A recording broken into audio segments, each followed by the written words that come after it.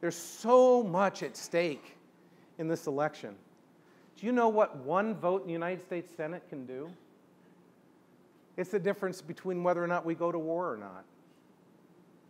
You know, it's the difference of who sits on the Supreme Court and all those issues that the court deals with that are so near and dear to our hearts.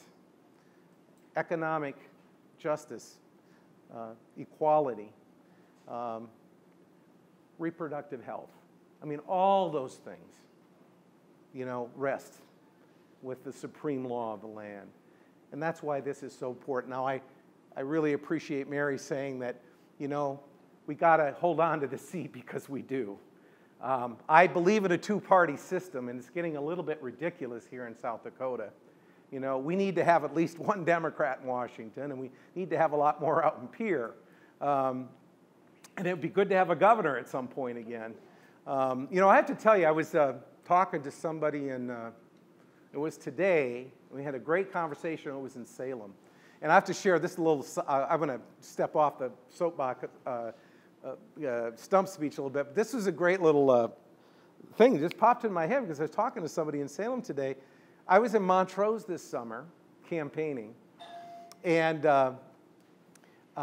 in the Irish pub. Montrose is kind of a little Irish settlement for some reason. I don't know what happened there, but a lot of Irish ended up, you know, putting their stake in the ground. But I was in the Irish pub, and it was a big crowd. It was 11:30. The whole place was packed, and I was working table to table. I got to the last table, and they asked me to sit down. And I did. We had a really nice talk. And then at the end of the conversation, the oldest guy at the table got up, and he had to be in his 90s. At least I thought at the time. And he comes over to me and says, "Rick, I'd like your business card." And I said, "Great, you know."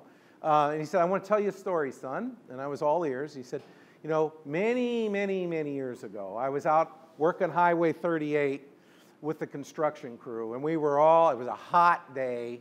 Everybody's sweaty and dirty. And our hands are just, you know, we're just as dirty as you could be. And some good-looking young guy gets out of his station wagon, jet black hair and a white, crisp white shirt. This guy's, his sleeves are all rolled, and he crossed over the highway, and he went to shake every one of our hands. And he said, "You know what? I'm running for governor. My name's Dick Kneip, and I'd really appreciate your vote."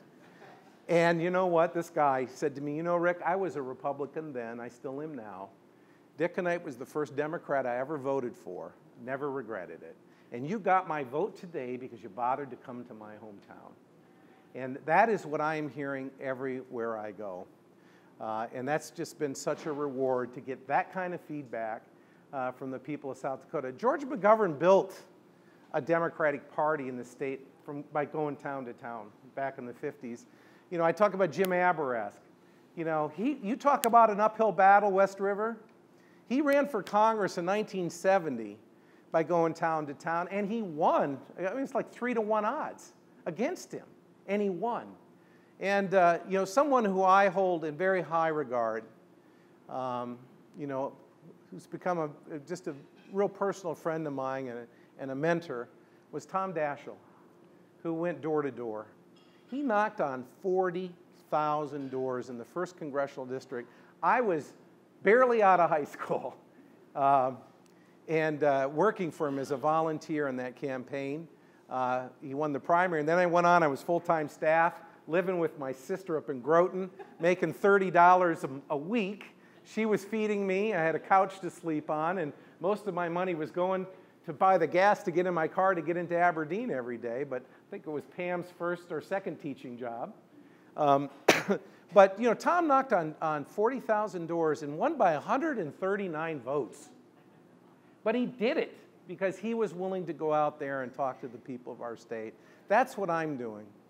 And I believe passionately about the crossroads that we're at in this country right now. And the fact that we can take it back. The last time I looked, the 99% had a lot more votes than the 1%, if we use them. And we've done it in the past, and we can do it again. I mean, some of you have heard this. I mean, I go back to Teddy Roosevelt, the turn of the century. And what happened, what was going on with our country at the time? I mean, big business was gobbling up our democracy, and he busted the trusts. And we did it again with FDR, another Roosevelt, in the 30s.